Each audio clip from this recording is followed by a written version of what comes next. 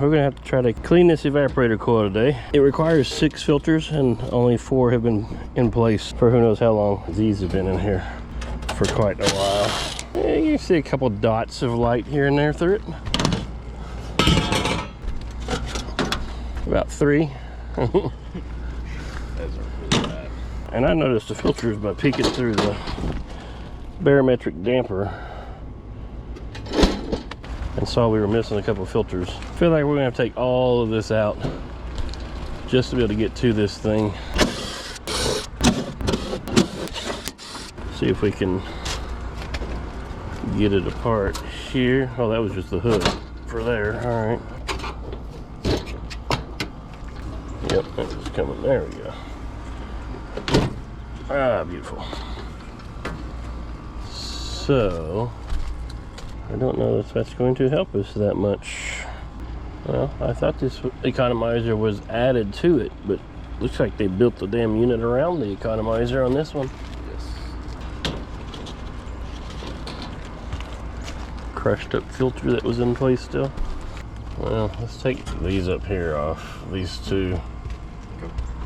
Yeah, they've absolutely built this unit around this economizer. We'll just take off a couple blades and see if that'll be enough. This motor's only attached to this one, and then as it turns here, these gears turn these, because these are just open on this side. So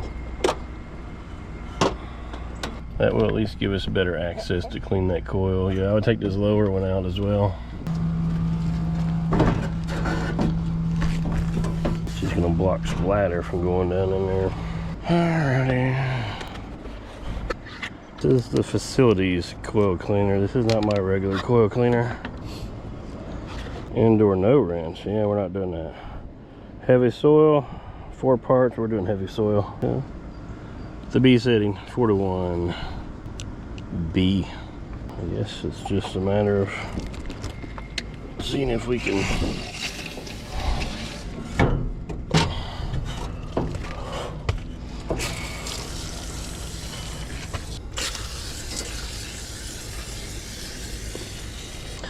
we'll just let that sit for a little bit.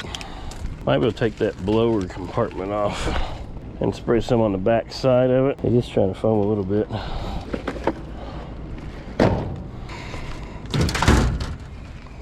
Yeah, just go ahead and throw some cleaner on the back side.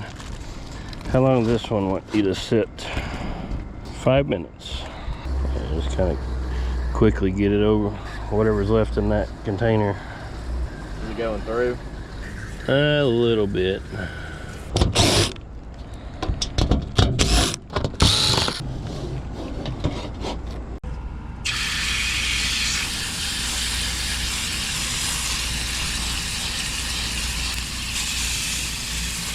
And then we've got panels trying to stop it from going down in the ductwork. Appears to be working for now. That looks quite a bit better than it was.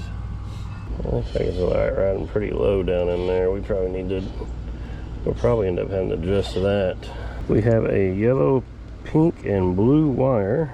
So if we come over here and we look, there's our yellow, pink, and blue wire. So that's a compressor, that's a compressor. It's been a little while since those have been cleaned. Yep, it's good, put it back. Check this first. Yeah, we can check it over here. That way we can have all the panels back on either any one of these. The funny thing is the wiring diagram says this should be K2 and that should be K3, but they're actually switched. We'll have to put both of these panels back on because it's going to bypass air through the coil. You don't have to screw them in, but they got to be in place. So we're ready to take an amp draw on that motor. I guess it would help if we actually look at what the amp draw wants to be on that motor. Let's see who can find it first. Right there it is. This motor can do 200 to 230 volts, or it can be 460 volts. Looks like we have a 208, 230 volt unit. Where you have 208 volt 3-phase, or you have just 230 volt for 3-phase, will depend on which side of that number you want to be on. So we'll take a voltage reading. If we're closer to 200, we need to be closer to 6.5. If we're closer to 230, we need to be 6.2. Okay. And that's typical amp draws if it was doing its max. I know it's not going to be at its max, but I would like to be above 70% of that. Maybe 80. So we're at 213, 215, so middle of the road. So pulling 4.7, 4.8 amps. We'll let that coil dry for just a minute too.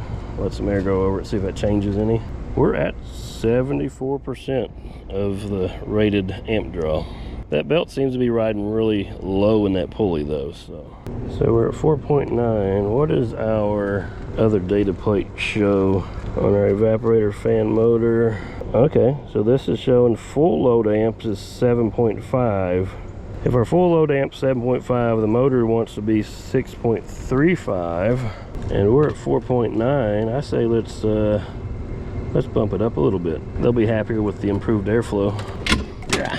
That pulley looks like it's worn down to me, because you can't adjust that any tighter. Because to adjust these, you loosen this one and you would spin it in on these threads, but this is already spun in to where it's touching the other side of this pulley.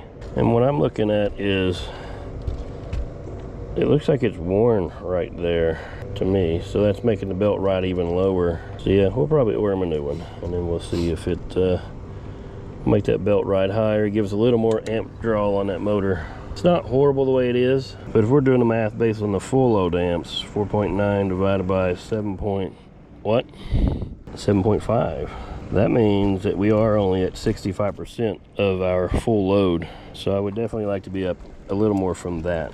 And now I'm kicking myself for not giving you guys an amp draw before we clean that dirty ass coil. You want to collect all the dirt back?